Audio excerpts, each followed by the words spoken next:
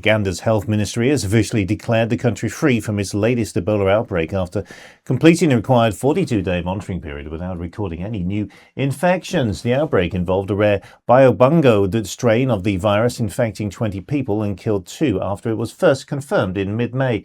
Health authorities says the final remaining patient was discharged from the treatment only on July the 16th, beginning the mandatory countdown used to determine whether transmission has been successfully stopped. Now, Ebola surveillance teams in the Democratic Republic of Congo this time are working under intense pressure as they attempt to trace infections across Bunai and the center of the rapidly expanding outbreak. On one day, only 4 vehicles are available to transport teams around the city to approximately 1 million people spread across 23 health districts. When no official vehicle was available, Dr. Mubarak Kano used his own car to visit clients, review patient records and investigate possible claims of transmission. Kano and his colleagues discovered that several health facilities had failed to report patients showing symptoms and could indicate Ebola, while delaying laboratory results.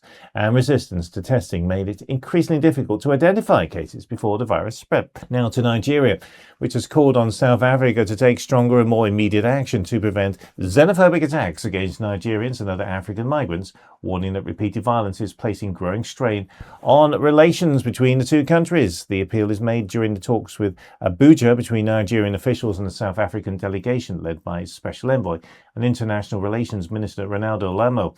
Nigeria's Minister of State for Foreign Affairs, Sola Enquire, said President Bola Tinubu had directed officials to convene the meeting in response to what Abuja described as a persistent attacks targeting African migrants in South Africa. To Ghana next, which has announced that the evacuation of approximately 1,000 more of its citizens from South Africa as concerns grow over worsening security conditions linked to its xenophobic experiences in the country, with its people. Foreign Affairs Minister Samuel Ozokatoa Ablakwara said the government was taking further action to protect Ghanaians following expected attacks on African migrants, foreign-owned businesses and communities in several parts of South Africa.